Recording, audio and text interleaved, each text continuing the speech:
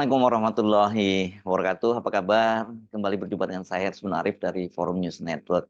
Hanya 3 bulan menjelang lengser dari jabatannya, Presiden Jokowi menandatangani peraturan Presiden tentang percepatan pembangunan IKN. Dalam Perpres nomor 75 tahun 2024 itu ditandatangani oleh Presiden Jokowi pada hari Kamis 11 Juli 2024 atau kemarin, dan baru hari ini media rame-rame memberitakannya, dan media itu menyebutnya sebagai obral IKN, ya, obral lahan di IKN, karena Perpres nomor 75 itu mengatur tentang soal ganti rugi lahan, hak guna usaha, dan hak guna bangunan. Dalam Perpres itu sebutkan bahwa hak guna usaha itu bisa sampai 190 tahun, ya, karena diatur 2 tahap, ya, diatur 2 siklus, ya. Siklus pertama 95 tahun, yang kedua kemudian diperpanjang lagi 95 tahun. Sementara untuk HGB-nya itu bisa sampai 160 tahun dengan 2 siklus juga. Siklus pertama 80 tahun dan siklus kedua itu 80 tahun juga. Dalam Perpres tersebut disebutkan bahwa hak guna usaha untuk jangka waktu paling lama 95 tahun satu siklus pertama, dan dapat dilakukan pemberian kembali untuk satu siklus kedua dengan jangka waktu paling lama 95 tahun berdasarkan kriteria dan tahapan evaluasi. Selain hak guna usaha atau HGU, hak guna bangunan atau HGB diberikan untuk jangka waktu paling lama 80 tahun melalui satu siklus pertama, kemudian dapat dilakukan pemberian kembali melalui satu siklus kedua dengan jangka waktu paling lama 80 tahun berdasarkan kriteria dan tahapan evaluasi. Pemberian hak atas tanah melalui satu siklus pertama sebagaimana dimaksud dilakukan oleh kementerian yang menyelenggarakan urusan pemerintahan di bidang agraria, pertanahan, dan itu berdasarkan dari permohonan dari Otorita Ibu Kota Nusantara. Sementara dalam pasal lainnya, yakni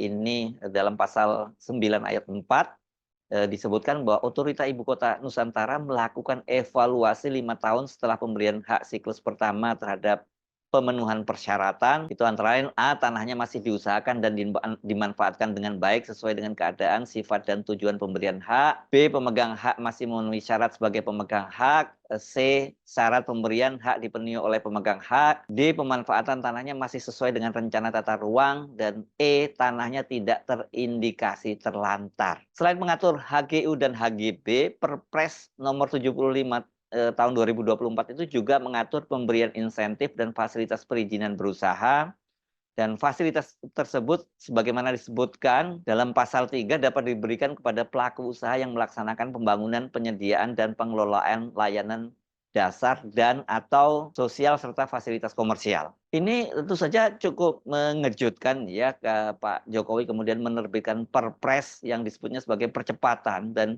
ini kan muncul di tengah-tengah isu, ya, batalnya Presiden Jokowi untuk pindah ke IKN, karena sebelumnya kan Presiden Jokowi disebutkan akan pindah ke IKN pada bulan Juli ini.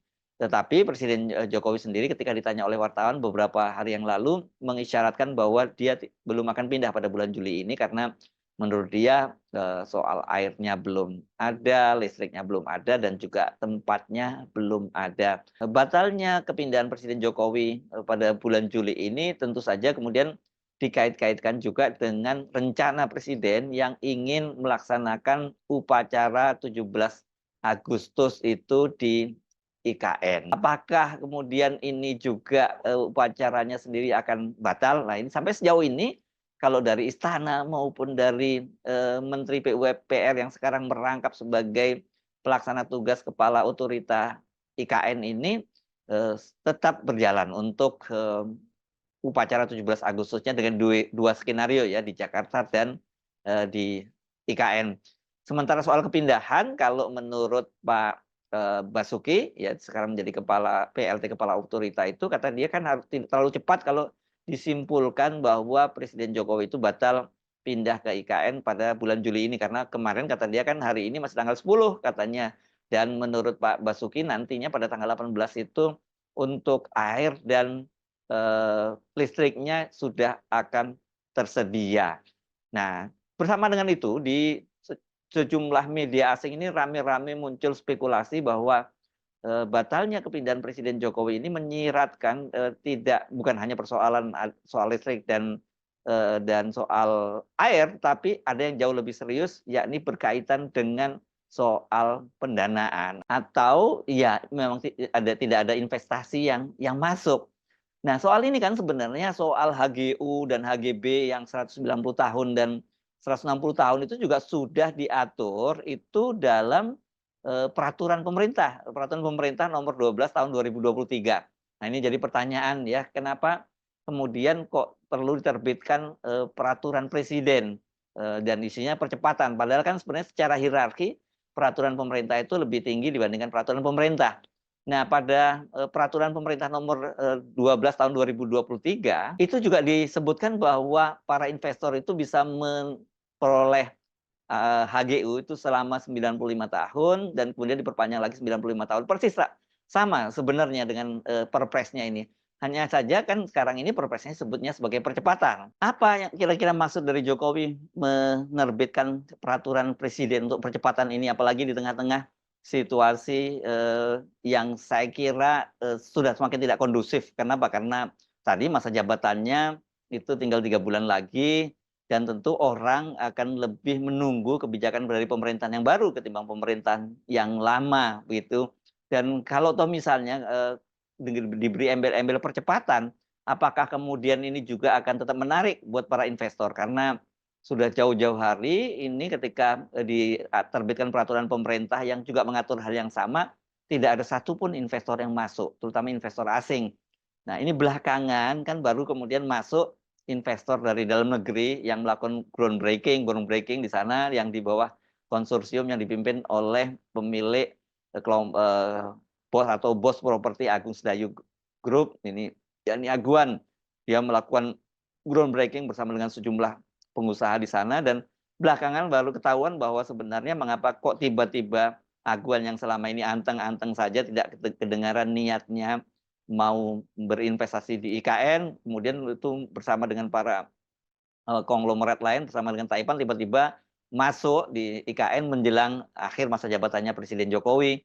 Dan ketika kemudian ada pernyataan dari Menteri PUPR Basuki Hadi Mulyono bahwa tidak ada satupun investor asing yang masuk ke IKN. Jadi semua pembangunan yang berlangsung di IKN ini masih menggunakan dana dari APBN. Ini dana APBN kan hanya dibatasi sampai 20% saja dari total anggaran yang direncanakan, yakni 460 triliun.